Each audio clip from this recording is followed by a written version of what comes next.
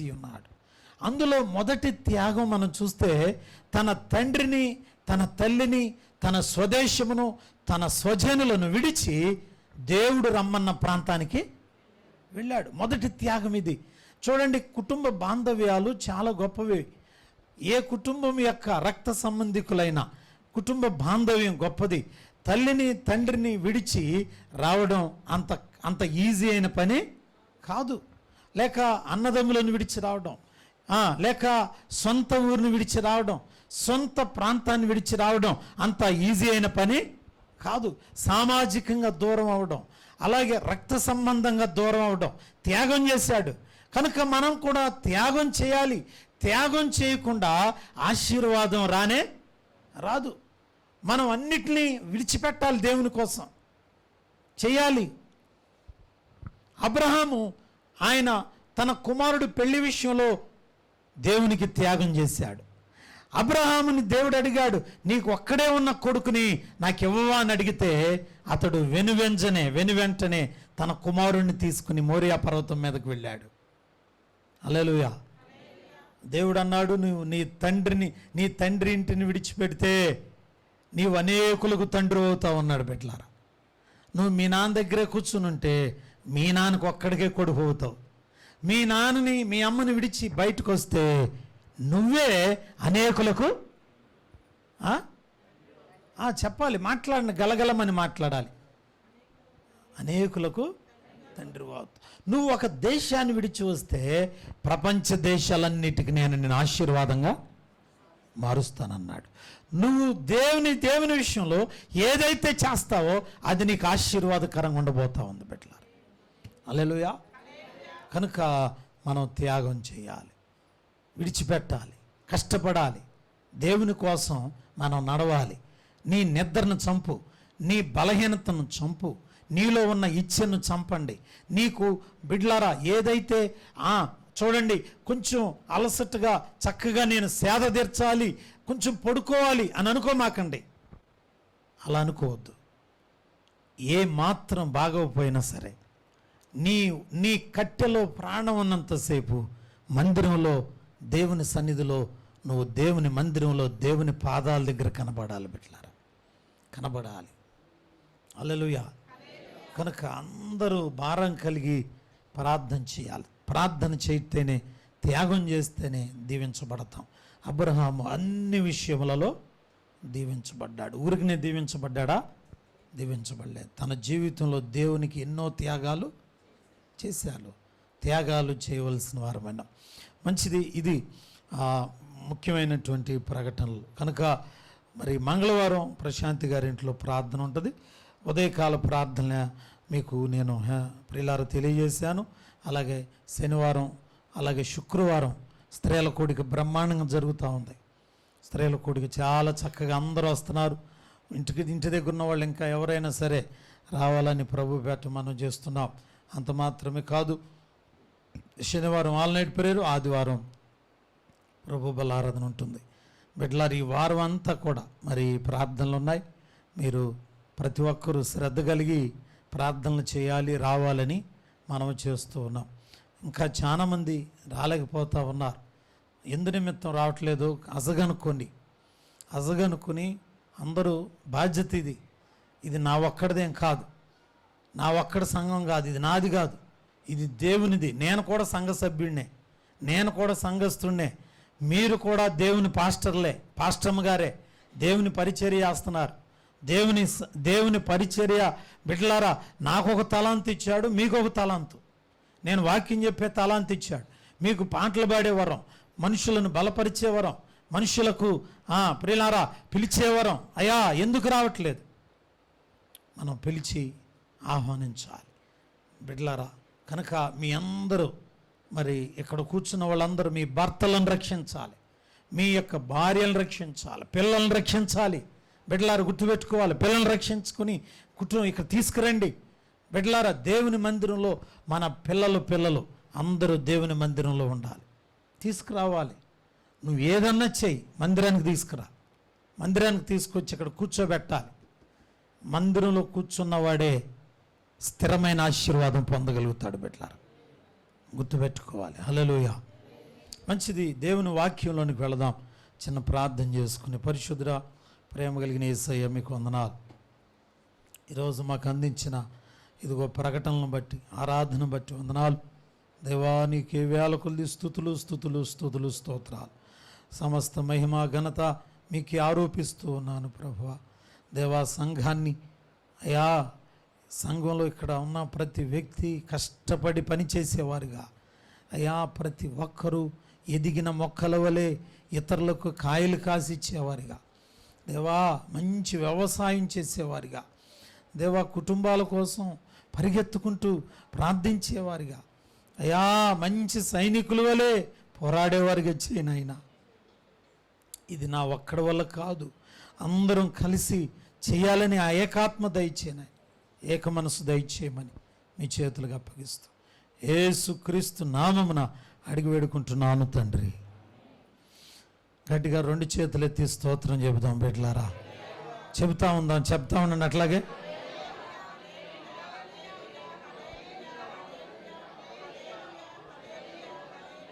ఆమేన్. దేవునికి స్తోత్రాలు. దూరమైన ఈ నరుని చేర్చుకొనుటకై పాప పంకిలములను కడిగి వేయుటకై, దూరమైన ఈ నరుని చేర్చుకొనుటకై పాప పంకిలములను కడిగి వేయుటకై, దివి నుండి భూమికి దిగి వచ్చుట ద్వారా, సిలువలోన నీ రక్తం కార్చుట ద్వారా, దివి నుండి భూమికి దిగి సిలువలోన నీ రక్తం, సాతానును జయించి, సాతానును జయించి,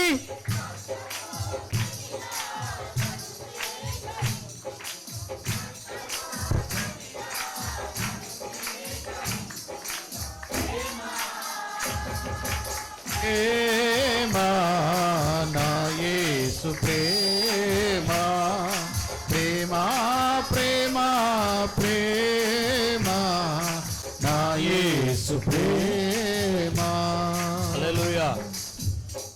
బైబిల్లో చాలా తక్కువగా కొంతమంది పేర్లు రాయబడ్డాయి. చాలా తక్కువగా బైబిల్లో ప్రస్తావించబడ్డారు. కానీ ఎక్కువ కార్యాలు చేశారు. తక్కువ రాయబడినటువంటి వారే ఎక్కువ ప్రభావితం చేశారు. మనం బైబిల్లో అలా తక్కువగా పేర్లు రాయబడిన వారిలో ఒక ఆయన ఈరోజు తెలుసుకోబోతున్నాం. ఆయన పేరు బర్నబా. ఏం పేరండి? బర్నబా. ఈయన క్రొత్త నిబంధన కాలంలో యేసుక్రీస్తు వారి యొక్క 70 మంది శిష్యులు ఉండేవాళ్ళు ప్రారంభంలో. ఆ 70 మందిలో 12 మంది అయ్యారు. అయితే ఆ కాలంలోనే ఆయనను వెంబడించిన వారిలో ఒకడు బర్నబా అని కొంతమంది బైబిల్ పండితులు అంటున్నారు. ఈ బర్నబా అనేటటువంటి ఆయన తక్కువ సార్లు రాయబడింది. అపోస్తల కార్యాల గ్రంథంలో ఈయన గురించి మనం చదువుకోవచ్చు. 4వ అధ్యాయము 36వ వచనంలో ఈయన గురించి ప్రస్తావించబడి ఉన్నది.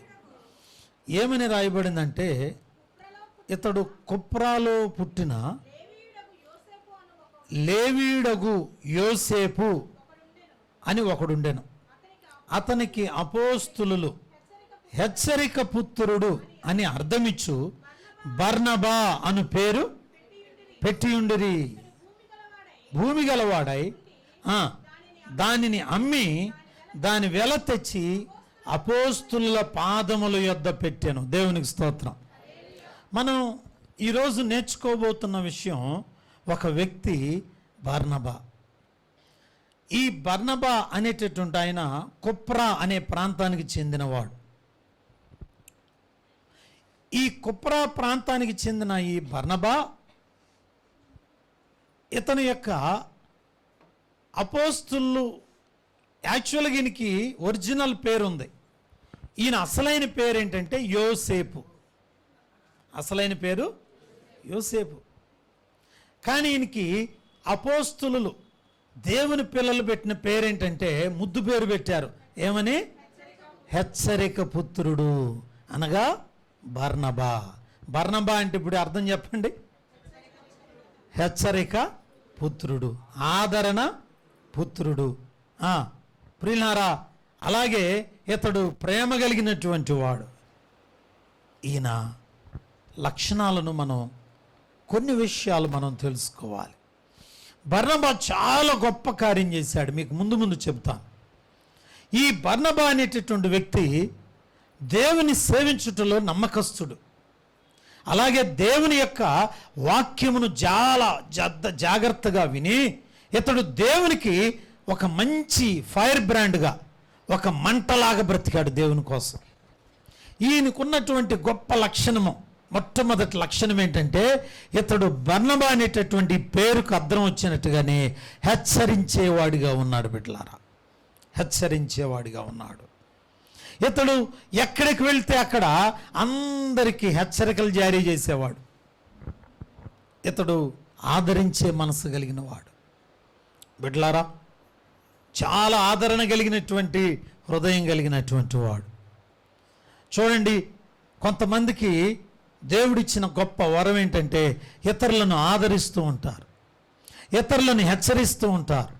హెచ్చరించే వాళ్ళని హెచ్చరించాలి, ఆదరించే వాళ్ళని ఆదరించాలి. దేవునికి స్తోత్రం. ఆదరించడం అంటే ఏంటో అర్థమండి. ఆదరించడం అని అంటే, ఇప్పుడు నేను 10th క్లాస్ 2 సబ్జెక్టులు తప్పా. నన్ను ఎవరైనా ఓదార్చాలి, ఆదరించాలి అని అంటే పాస్ అయిన వాళ్ళు వచ్చి ఎవరు ఆదరించలేరు. 3 సబ్జెక్టులు తప్పినోడు ఒకడు వస్తాడు. బాబాయ్ నువ్వు 2, నేను ఎన్నో తెలుసా, మా నాన్న నెక్స్ట్ ఇయర్ రాసుకోవచ్చు అని నన్ను బలపరిచాడు. బాబాయ్ మీ నాన్న ఏమంటున్నాడు? అవునా, నువ్వు 3 తప్పావా? నేను అసలు నువ్వు పాస్ అయ్యావనుకున్నానే. లేదు నువ్వు 2, నేను 3. వీళ్ళిద్దరిని బలపరచాలంటే 4 కూడా రా. అంటే ఆదరణ ఎట్లా కలిగిద్దంటే సేమ్ నష్టం ఇంకొకరికి జరగాలి, సేమ్ కష్టం ఇంకొకరికి రావాలి. బాబాయ్ నీ అప్పులు ఎంత? 2 లక్షలన్నర 3 లక్షల దాకా ఉంది. నోరమే 3 లక్షలు. నా అప్పు ఎంత చెప్పనా? 6 దాకా ఉంది నాకు. అదేంటి బాబాయ్ అంటే నిద్ర పడుతుంది నాకు కామ. 6 లక్షలు దేవుడు ఎదురుతాడయా నీకంత. అప్పుడు అనిపిస్తుంది 2 లక్షలు. అమ్మాయి స్తోత్రం నాయన, 6 అంత ధైర్యంగా ఉంటే నేను కూడా. దీన్ని ఏమంటారు? ఆదరణ. దేవునికి స్తోత్రం. ఆదరణ ఎక్కడో కలగదు. ఏమండి, సేమ్ నష్టం ఇంకొకరికి జరిగితే వాళ్ళు వచ్చి చెప్తారు, అమ్మా ఇలాంటి నష్టం మాకు కూడా జరిగింది, కాకపోతే నీకంటే కొంచెం ఒక గ్రేడే మాకు ఎక్కువ, అయినా సరే దేవుడు మమ్మల్ని జ్ఞాపకము చేసుకున్నాడు. దేవునికి స్తోత్రం చెప్దాం. హల్లెలూయా. ఇదిగో అలాంటి లక్షణం కలిగిన వాడే బర్నబా. బర్నబా అంటే ఏంటి చెప్పండి? హెచ్చరిక పుత్రుడు. బిడ్డలారా, ఆదరించేవాడు. రెండవది హెచ్చరిక కూడా ఉంది ఈ దగ్గర. హెచ్చరిక ఏంటంటే ఎవరైనా గనక ఆత్మీయంగా కొంచెం డల్ అయ్యి, ఆత్మీయ స్థితిలో ఎవరైనా పడిపోయి మందిరానికి రాకుండా దేవుని యొక్క సన్నిధిని దూరం అయ్యి ఎక్కడైనా వేరే స్థలాల్లో రహస్యంగా బ్రతుకుతుంటే వాళ్ళ అడ్రస్ మరీ కనుక్కొని వెళ్ళి వాళ్ళ దగ్గర కూర్చుని వాళ్ళలో ఉన్న అవిశ్వాసాన్ని, వాళ్ళలో ఉన్నటువంటి అపనమ్మకాన్ని, బలహీనతలను మొత్తం కూడా దేవుని వాక్యంతో కడిగి మరలా 100 బలాన్ని సమకూర్చేవాడిగా ఉన్నాడు దేవుని బిడ్డలారా. హల్లెలూయా. కనుక అంత మాత్రమే కాదు, ఎవరైనా తప్పు చేశారనుకోండి హెచ్చరిస్తారు, అబ్బాయి అలా చేయటం కరెక్ట్ కాదు, నువ్వు అలా మాట్లాడకూడదు, నువ్వు అలా కూర్చోకూడదు, గుర్తుపెట్టుకో దేవుడు నీకొక్కడికే కష్టం కాదు మాకు కూడా ఇచ్చాడు. నోర్మి పద ప్రార్థనకి వెళ్దాం. హెచ్చరించేవాడు, హెచ్చరిక పుత్రుడు, ఆదరణ పుత్రుడు. దేవునికి స్తోత్ర. ఆదరించేవాడు ఉన్నాడు దేవుని బిడ్డలారా. ఈయన ఎవరిని ఆదరించాడో తెలుసా అండి? ఈయన ఎవరిని ఆదరించాడంటే సాక్షాత్తు అపోస్తుడైన పౌలు గారిని ఆదరించాడు. పౌలు గారు మొదట్లో ఈయన సౌలుగా పిలువబడ్డాడు. మీ అందరికీ తెలుసు. సౌలుగా ఉన్నప్పుడు ఈయన పని ఏంటి తెలుసా? ఎక్కడ క్రైస్తవులు కనబడితే వాళ్ళని పేకలు కోసి చంపేవాడు. అట్లా ఎంతమందిని చంపాడు సౌలు. అట్లా చంపుతున్న సౌల్ని దేవుడు తిన్నని అనే మార్గంలో దర్శించాడు. సౌలా సౌలా నీవేళ నన్ను హింసించుచున్నావని మాట్లాడాడు. సౌలుకున్న కళ్ళకున్న పొరలకు గుడ్డితనం వచ్చింది. ప్రియులారా, అన్నయ్య దగ్గరికి వెళ్ళాడు, ప్రార్థనలో ఉన్నాడు, మారు మనసు పొందాడు, రక్షణ పొందాడు, బాప్టిజం తీసుకున్నాడు. ఇప్పుడు బిడ్డలారా దేవుని వాక్యం చెబుదామని బయలుదేరితే ఆయన వాక్యం చెబుతాకు నిలబడితే ఎవరు రాట్లా, మొత్తం పారిపోతుంటున్నారు. ఈయన ఇది ఒక వేషం వేసుకుని వస్తున్నాడు, దొంగోడు ముత్తుదే ప్రార్థన అని చెప్పి మనం అందరం వస్తే ఏం చేస్తాడు తెలుసా? రానిచ్చి జాగ్రత్తగా మెడకాయలు పట్టుకుని, బాగా తెలియదా నీ సంగతే అమ్మా, మంచి వేషం వేసుకుని తిరుగుతున్నాడనంటే పౌలు నెత్తి నోరు కొట్టుకొని చెబుతున్నాడు, అయ్యా నేను మారిపోయాను, నేను రక్షణ పొందాను, నేను బాప్తీసం తీసుకున్నాను, నా మాట ఏనంటే నోర్మీవయా, పెద్ద దుర్మార్గుడు నువ్వు, మాకు తెలీదా?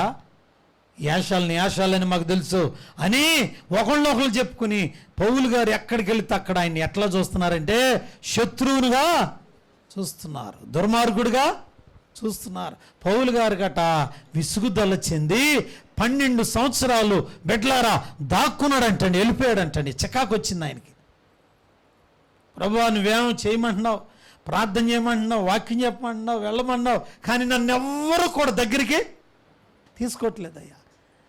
పౌలు గారు మొదట్లో ఇది పరిస్థితి, ఎవరు కూడా ప్రేమించట్లా. ఆయన సౌలు కదా, ఆయన ఇష్టం వచ్చినట్టు చంపాడు కదా, ప్రజల్ని హింసించాడు కదా, అదే గుర్తుపెట్టుకున్నారు. కానీ ఆయన రక్షణ పొందింది ఎవరు గుర్తుపెట్టుకోవట్లేదు. మన పరిస్థితి కూడా ఇంతే. మన ఊర్లో బాగా గాలిగా తిరిగి త్రాగి బాగా ఇష్టం వచ్చినట్టు బతికాం. వేరే ఊర్లో దేవుని వాక్యం విని రక్షణ పొంది మళ్ళీ మన ఊరు వచ్చామనుకో, ఏదైనా కథ నిలబడి పాట పాడితే నోరమే నువ్వాడరా పాట పాడేదే, నేను మోహన్ దాకలు పెట్టాను, మొన్నటిదాకా మా కళ్ళ ముందు సారా దాగి అక్కడ బడిపోలా చేసారు వాటి దగ్గర పాటలు పాడతాక తయారై నోరమే అని తిడతా ఉంటా. పౌలు గారిని కూడా ఇదే పరిస్థితి అయింది. ఎంత భయంకరమో పరిస్థితి, చెప్పుకోలేకపోతున్నాడు. 12 సంవత్సరాలు అంటండి పౌలు గారు ఏం చేయాలో అర్థం కావట్లేదు. అలాంటి పరిస్థితుల్లో అపోస్తలుడైన పౌలు గారు ఎక్కడో ఒక చోటన అణగారిపోతూ ఉంటే పాపం ఎవరు వెళ్తలా, పేతురు వెళ్తలా, యోహాను వెళ్తలా, యాకోబు వెళ్తలా, అసలు తోమా గారు అయితే నోరమే మాకు బాగా తెలుసు, నాకు డౌట్లు ఎక్కువ, ఆయన దగ్గరికి వెళ్ళినట్టు వెళ్ళామా ఇక తిరిగి రావు. ఇట్లా పాపం ఆయన ఎవరు ప్రేమించట్లా. అట్లాంటి టైంలో ప్రియులారా అపోస్తలుల కార్యాల గ్రంథం 9వ అధ్యాయం 26, 27 వచనాలు మనం చదువుకుందాం. చూడన్నా బైబిల్ తెరిచి చూడండి ఒకసారి. 9వ అధ్యాయము 26వ వచనం చదవండి సార్. అతడు యెరూషలేమునకు వచ్చి శిష్యులతో కలుసుకొనుటకు ప్రయత్నం చేశాను గాని అతడు శిష్యుడని నమ్మక అందరూ అతనికి ఏం చేశారంట? భయపడిపోయారు. ఏం చేశారంటయా? ఎవరిని చూసి? అమ్మా చెప్పండి, ఎవరిని చూసి? సౌలు పౌలయ్యాడు కదా, ఆయన చూసి భయాక్రాంతులు చెందుతున్నారా? అయితే బర్నబా అట్లాంటి వాడిని ఏం చేశాడమ్మా? దగ్గరకు తీసి అపోస్తలుల యొద్దకు తోడుకుని వచ్చి మాట్లాడిననియు బోధించిననియు తెలియపరచను. దేవునికి స్తోత్రం చెప్తాం. అంటే ఇప్పుడు గుర్తుపెట్టుకోండి, అసలు పౌలు గారికి అడ్రస్ కూడా లేదమ్మా. ఆయన సౌలుకు పౌలైన తర్వాత ఎవరు ఆయన్ని ప్రేమించిన వాళ్ళు ఎవరు లేరు. అలాంటి సమయంలో అందరూ భయపడుతుంటే బర్నబానట పౌలు గారిని మంచి మాట రాశారు, దగ్గరకు తీసుకుని ఎక్కడికమ్మా? అపోస్తుల దగ్గరికి. దేవుని శిష్యులే భయపడుతున్న రోజుల్లో బర్నబానట దగ్గరకు తీసుకున్నాడు పౌలు గారిని. తీసుకున్నయ్యా దయచేసి మీరెవ్వరూ కూడా ఈయన గురించి మీరెవ్వరు భయపడవద్దు. ఈయన మునుపులాగా దుర్మార్గుడు కాదు, దోషకుడు కాదు, హంతకుడు అంతకంటే కాదయ్యా. అని పౌలు గారిని దగ్గరికి తీసుకుని అందరికీ పరిచయం చేశాడు. స్తోత్రం చెబుతాం బిడ్డలారా. చూడండి, ఆ రోజుల్లో బర్నబా అట్లా చేయకపోతే పౌలు గారు పెద్దోడయ్యేవాడమ్మా. మనం ఆ తర్వాత చూస్తాం. పౌలు గురించి ఎక్కువ రాశారా, బర్నబా గురించి ఎక్కువ రాశారా? ఏమ్మా, బైబిల్లో ఎవరి గురించి ఎక్కువ రాశారు తర్వాతగా? అలాంటి గొప్ప పౌల్ని పరిచయం చేసింది బర్నబా. హల్లెలూయా, హల్లెలూయా. దేవుని బిడ్డలారా గమనించండి. కనుక బర్నబా ఆదరించాడు. మనం కూడా ఆదరించాలి. పేదవారిని ఆదరించాలి, నిరుపేదలను ఆదరించాలి. సంఘంలో ఎవరైతే కొంచెం ప్రియులారా నష్టపోయి ఉన్నారో ఆదరించాలి. సంఘంలో మనందరం కూడా గుర్తుపెట్టుకోవాలి, ఎవరైనా అనారోగ్యతతో కానీ ఆర్థికంగా కానీ లేకపోతే మానసికంగా కుంగిపోతున్నారని తెలిస్తే మనం కూడా వెళ్ళి ఆదరించాలి, దగ్గరకు తీసుకోవాలి బిడ్డలారా, దగ్గరకు తీసుకోవాలి. ఈ సేవ ప్రారంభంలో చాలా మంది తక్కువ మంది ఉండేటటువంటి వారంగా ఉన్నాం. అప్పుడు అందరూ ఒకరినొకరు ఆదరించుకుంటూ బలపరుచుకుంటూ వెళ్ళారు. బిడ్డలారా, మనం కూడా చెడిపోయిన వారిని ఆదరించండి. లోకంలో ఎవరైతే పాడైపోతున్నారో వారిని దగ్గరికి తీసుకుని మాట్లాడండి. ఎవరైతే బిడ్డలారా తిరుగుబాటు చేస్తున్నారో నీ కొడుకుని దగ్గరకు తీసుకో, నీ కూతుర్ని దగ్గరకు తీసుకో, సంఘస్థులను దగ్గరకు తీసుకుని ఆదరించి మాట్లాడండి. మర్చిపోవద్దమ్మా, విడిచిపెట్టొద్దు, ఎవరిని దగ్గరకు తీసుకుని మాట్లాడండి. అలా మాట్లాడితే సౌలు లాంటి వాళ్ళు పౌలుగా మార్చబడబోతున్నారు బిడ్డలారా. కనుక ఎవరినైనా ఆదరించగలుగుతున్నావా, ప్రేమించగలుగుతున్నావా, హెచ్చరించగలుగుతున్నావా? వాళ్ళ దగ్గరికి వెళ్ళి అమ్మా మీకేం పర్లేదు మేమున్నాం అని చెప్పగలుగుతున్నారా? ఇదే నిజమైన సంఘానికి లక్షణాలు. ఈ బిడ్డలారా, మనం కేవలం మనం మాత్రమే బాగుండాలని కాదయ్యా, మనం మాత్రమే మన కుటుంబం బాగుండాలని కోరుకోవటం కాదు. ఎదుటివారి కుటుంబాలు బాగుండాలి, ఎదుటివారి పరిస్థితులు కూడా బాగుండాలి, ఆదరించాలి. చాలామంది సంఘంలో చక్కగా ఇలాగ బాగుంటే అందరం బాగానే వస్తున్నాం, చనిపోతే రాట్లా. నేను ఫోన్ చేయాలి మీకు? తెలియదమ్మా. ఇదేనా పరిచయం నేర్చుకున్నది? దేనికోసం వస్తున్నారు మీరు? ఎవరైనా చనిపోతే మీరు గుర్తుపెట్టుకోవాలి, ఈ ప్రార్థన ఇది కాదు గొప్పతనం. ఇక్కడ కూర్చుని పాటలు పాడి, ఇక్కడ కూర్చుని డ్రమ్ములు కొట్టి, ఇక్కడ కూర్చుని ప్రసంగాలు చేయటం గొప్పతనం కాదండి. నిజమైన క్రైస్తవం ఏంటో తెలుసా? ఒక మనిషి చనిపోతే అక్కడ మన ఐక్యతను చూపించాలి బిడ్డలారా. చెప్పరు ఎట్టంటే వాటికి కోపాలు మీకు. ఇవి నిజాలు. ఇవి రేపొద్దున మీ కుటుంబంలో జరగదా? నా కుటుంబంలో జరగదా? ఎవడొస్తాడు రేపొద్దున? గుర్తుపెట్టుకోవాలి, నష్టం జరిగినప్పుడు అక్కడ ఎక్కువ మంది కనపడాలి. మనం ఎక్కడైతే నష్టం కనపడిద్దో అక్కడ మనం ఖచ్చితంగా మన ఐక్యతను చూపించాలి. ఇదే బర్నబా లాంటి లక్షణం. ఎంతమంది ఉన్నారు బర్నబాలు మన సంఘంలో? బర్నబా లాంటి ఆడవాళ్ళు ఎంతమంది ఉన్నారు బిడ్డలారా? సంఘం అంటే 4 పాటలు పాడుకుని మన పని చూసుకుని వెళ్ళిపోయే పిక్నిక్ కాదు ఇది. ఇది అలా చేస్తే నీ వలన సంఘానికి ఆశీర్వాదం ఏసమంత కూడా ఉండదు. ఇది దేవుని పరిచర్య, ఇది దేవుని శరీరం. మనందరం కలిసి ఐకమత్యంగా ఉండటానికి పోరుకలాడాలి, ప్రయాసపడి మన ఉంది బైబిల్లో. ఆత్మ అనుగ్రహించు ఐక్యత కోసం ఏం చేయాలంట? ఏం చేయాలమ్మా?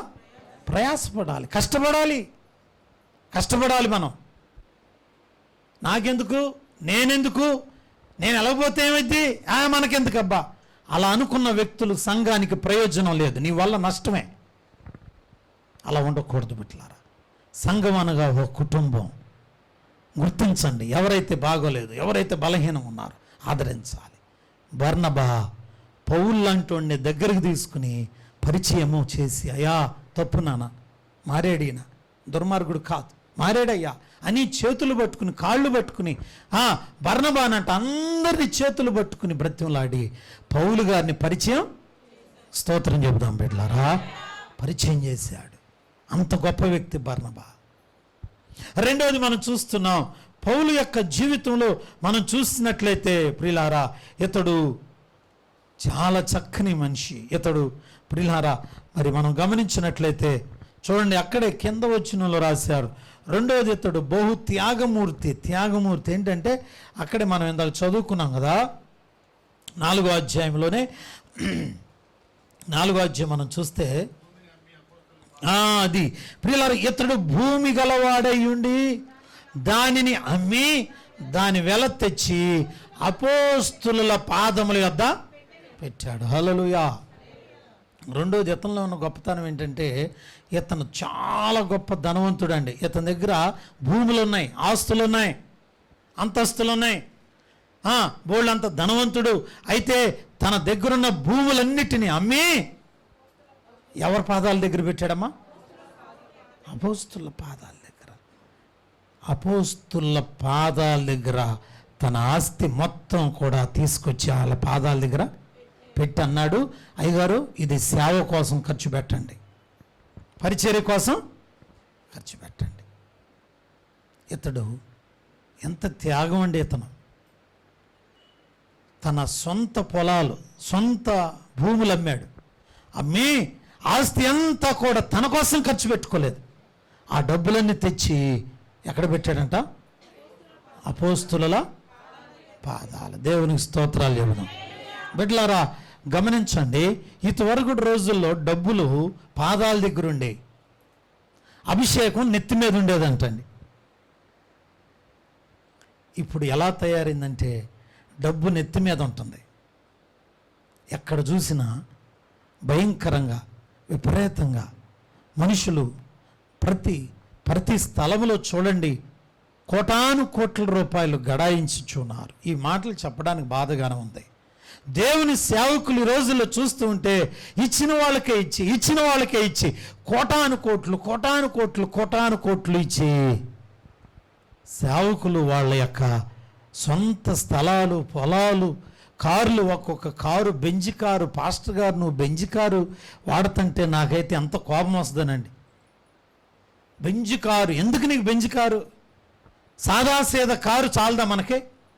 ఒక ఆయనకైతే 4 కార్లు ఉన్నాయి. ఎందుకు అయ్యగారు నీకు అని అడిగాను ఆయన. అయితే అయిందని.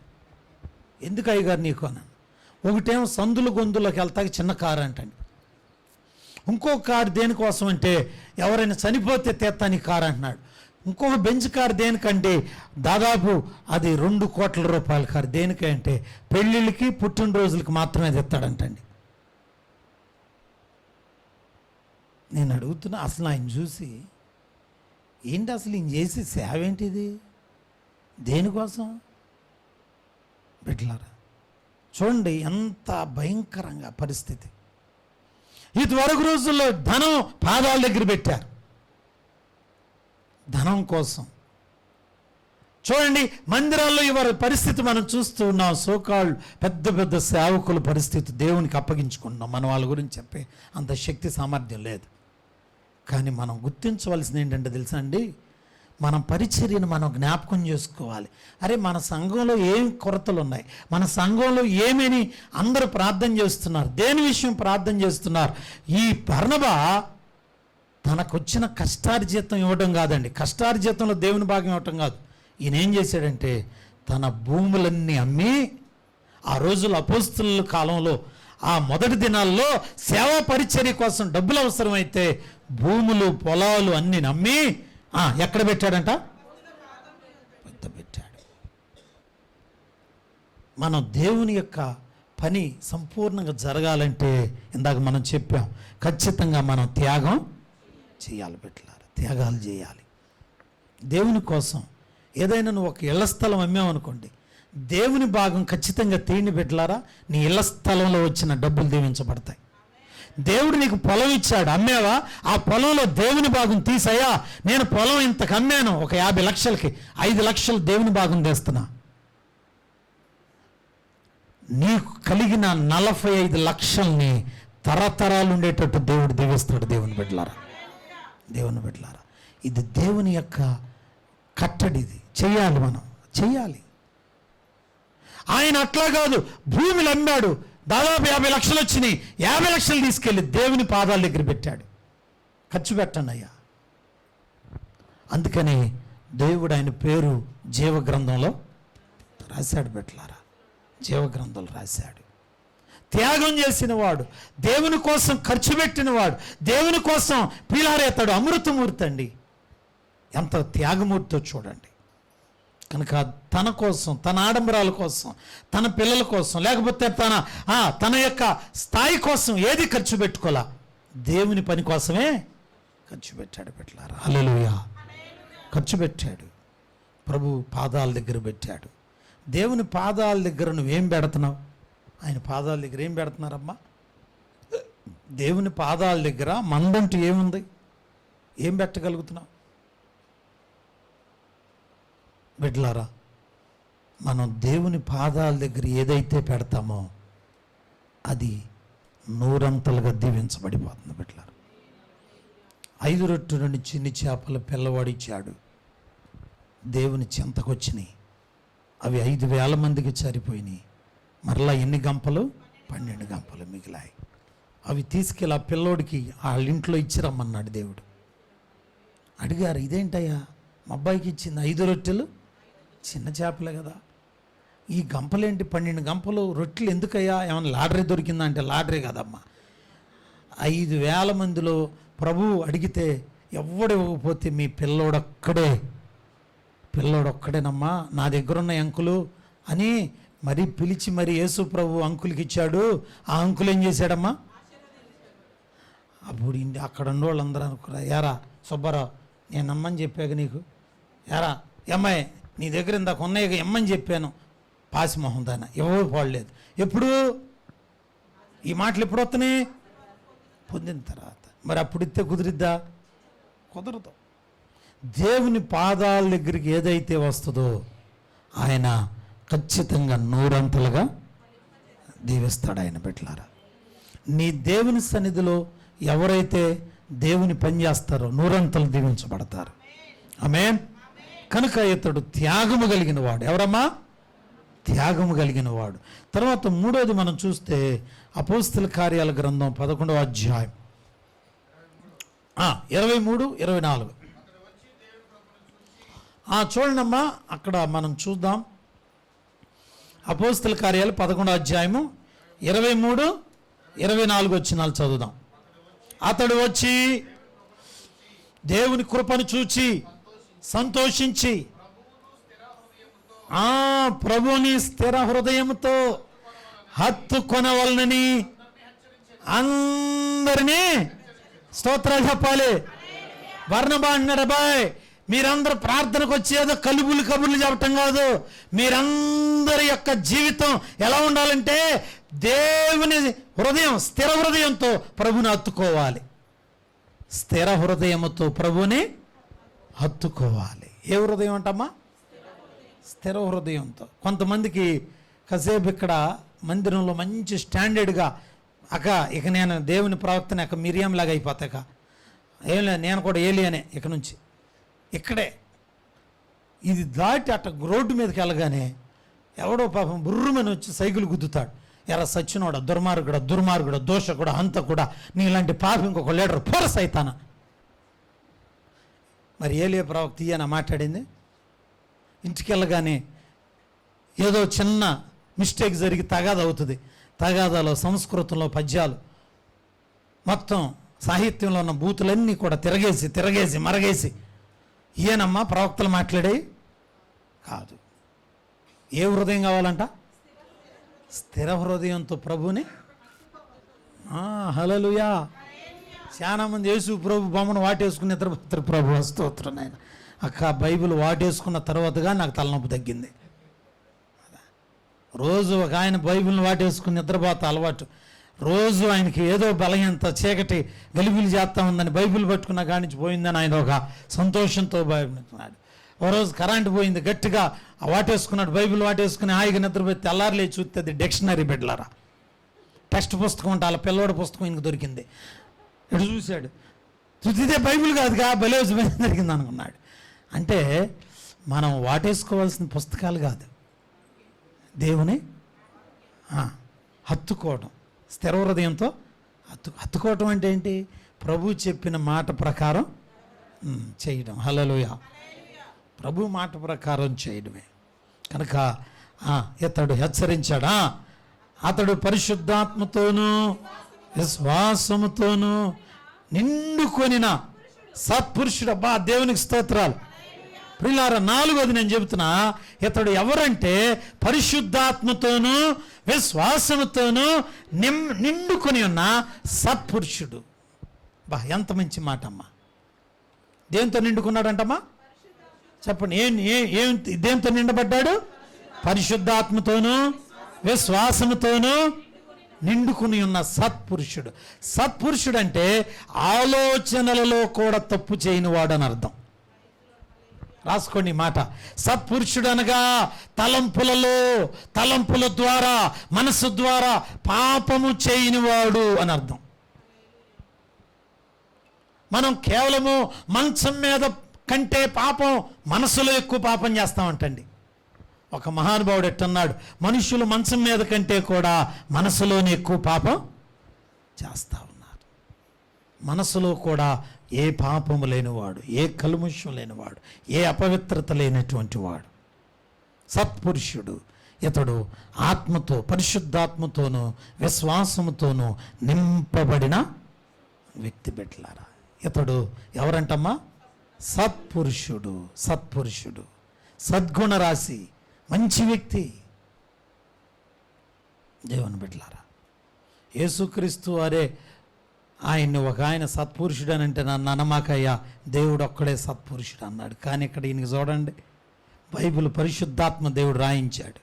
బర్నబా ఎవరనంటే ఆత్మతోనూ పరిశుద్ధాత్మతోనూ విశ్వాసముతోనూ నింపబడిన సత్పురుషుడు. అంత మాత్రమే కాదు, ఇతడు బహుజనులు ప్రభు పక్షమున చేరిరి. చాలు బిడ్డలారా, ఈయన లాంటి వాడు ఉండటం వల్ల ఏమైందంటే బహుజనులు ఎవరంట ఎక్కడికి చేరారు? సరే, ఒక్కడ వల్ల ఎంతమంది వస్తున్నారంటమ్మా ప్రభు దగ్గరికి ఎంతమంది వచ్చారు? ఒక్క ద్వారా బహుజనులు అనండి. బహుజన పార్టీ అని ఉంది, మాయావతి పార్టీ. ఆ పార్టీకి అది మంది. బిడ్డలారా, ఈ ఒక్కడి వల్ల ఎంతమంది వచ్చారంట అనండి. ఎంతమంది వచ్చారు? ఎవరి వల్ల? పేరు చెప్పండి. బర్నబా ఒక్కడి వల్ల. చెప్పండి, గట్టిగా స్తోత్రం చెబుదాం. మన వల్ల జనాలు కూడా ఓడాలి. మన పరిస్థితి అట్ట అయిపోతుంది. వస్తే నేను రానయ్య గారు, ఆ కుటుంబం వస్తే నేను రాను. ఇలా ఇది దేవుని విశ్వాసులేనా? అవునమ్మా, మనం అట్లా ఉండకూడదు. మన వలన చెప్పండి, బహుజనులు ప్రభులోకి రావాలి. ఇది బర్నబా లక్షణం. మన వాళ్ళందరూ రావాలమ్మా. మన వాళ్ళు అన్ని జాతులలో రావాలి, అన్ని కులాలలో రావాలి, అన్ని ఊర్లో రావాలి, అన్ని దేశాలలో రావాలి. దేవుని బిడ్డలారా, మన వలన అందరూ రావాలి దేవునిలోనికి. బిడ్డలారా, ఇది బర్నబా లక్షణం. బిడ్డలారా, మరి మన వలన ఏం జరుగుతుంది? ఇది బర్నబా యొక్క లక్షణాలు. చెప్పాలంటే ఇంకా ఉన్నాయి. ఇతడు మొట్టమొదటిగా హెచ్చరిక పుత్రుడు, ఆదరించువాడు లేక హెచ్చరించువాడు. రెండవది, ఇతడు త్యాగమూర్తి. ఎంత త్యాగం అంటే తనకున్న భూములన్నీ అమ్మి అపోస్తుల పాదాల దగ్గర పెట్టాడు. మూడవది, ఇతడు అందరినీ ఆదరించి అందరితో చెబుతున్నాడమ్మా, స్థిర హృదయంతో ప్రభువుని హత్తుకోవాలి. ఏ హృదయంతో? స్థిర హృదయంతో అందరూ ప్రభుని హత్తుకోవాలని చెప్పాడు. నాలుగవది, ఇతడు సత్పురుషుడు. ఎలాంటి వాడమ్మా? సత్పురుషుడు. సత్పురుషుడు అనగా పరిశుద్ధాత్మతోనూ విశ్వాసముతోనూ నింపబడి ఉండటం, అనగా ఆలోచనలోనూ తలంపుల్లోనూ ఏ పాపము లేనివాడై ఉన్నాడు. అది సత్పురుషుడు అంటే. ఆలోచనలో తలంపుల్లో పాపం చేయని వాళ్ళు ఎవరు ఉన్నారమ్మా? చాలా కష్టం. కానీ బర్నబాకి ఆలోచనలో కూడా తప్పు లేదు, తలంపుల్లో కూడా ఏ పాపం లేనివాడు. బర్నబా ఇంకొక పెద్ద లక్షణం ఏంటంటే, ఎక్కడికి వెళ్ళినా ఫస్ట్లో బర్నబా పౌలు అని రాశారు. ఎందుకంటే అప్పుడు పౌలు గారు చిన్న స్థాయి, చిన్న స్థాయి.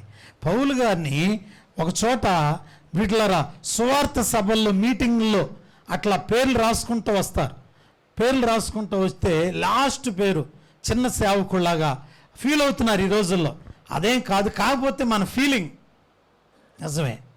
బిడ్డలారా, పౌలు గారి యొక్క పౌలు గారు అతనితో ఉన్న కొంతమంది ఉన్నారు, వాళ్ళలో బర్నబా ఉన్నాడు. ఈ దేవుని పిల్లల పేర్లు రాసుకుంటూ వచ్చినప్పుడు పౌలు గారు అసలు చాలా పెద్దవాడు, మనందరూ తెలుసు. కానీ ప్రారంభంలో ఆయన ఏ స్థాయిలో ఉన్నాడంటే, ఏ ర్యాంకులో ఉన్నాడంటే, అపోస్తల కార్యాలు 13వ అధ్యాయం 1వ వచనం చదువుదాం. ఇది ముగింపులోకి వెళదాం. అంతియొకయలో ఉన్న సంఘంలోనంట పేర్లు చెప్తున్నారు ఇప్పుడు. బర్నబా ఫస్ట్ పేరు, ఎవరి పేరు? బర్నబా. సుమియోను, కురేనీయుడైన,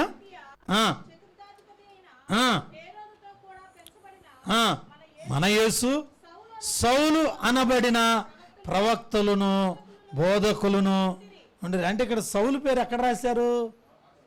లాస్ట్లో రాశారు. ఫస్ట్ పేరు ఎవరిదమ్మా? ఎవరునమ్మా? యేసు అంటున్నారు, ఎవరు? కాదమ్మా, ఫస్ట్ పేరు ఎవరిది? బర్నబా. బర్నబా పెద్ద అయ్యగారి స్థానంలో ఉన్నాడు. సౌలు ఏ స్థానంలో ఉన్నాడు? లాస్ట్ స్థానంలో ఉన్నాడు.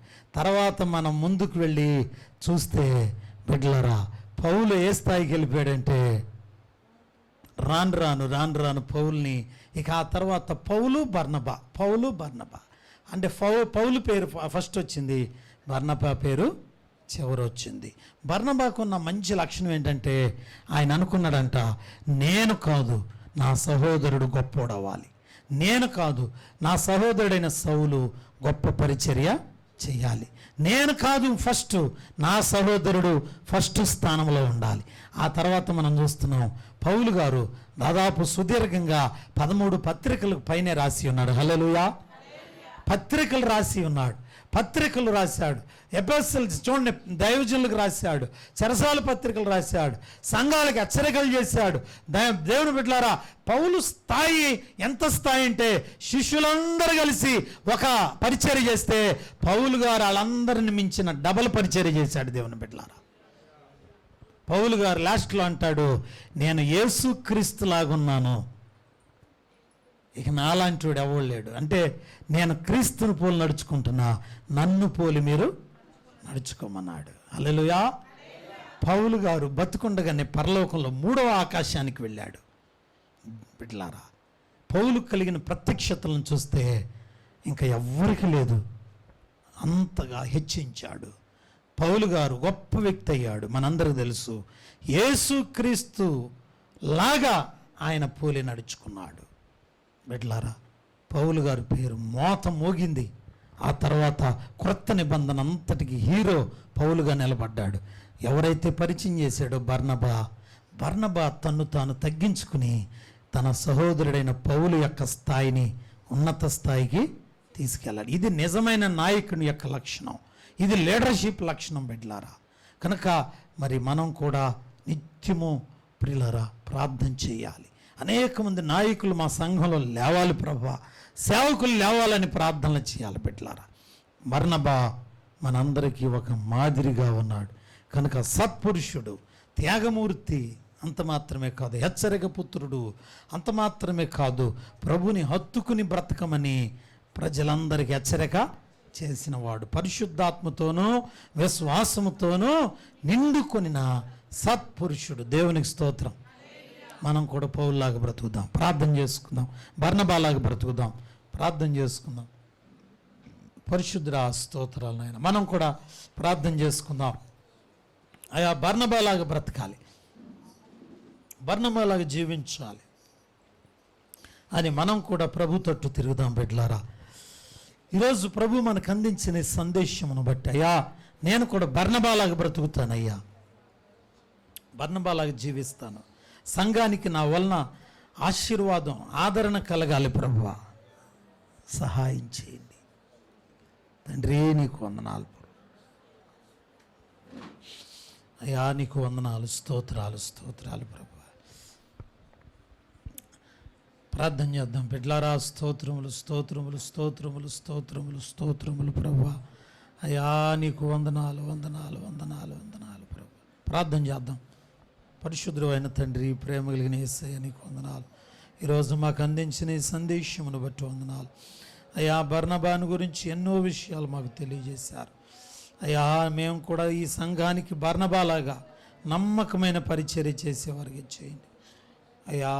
నమ్మకమైన పరిచారకులుగా చేయండి నాయన.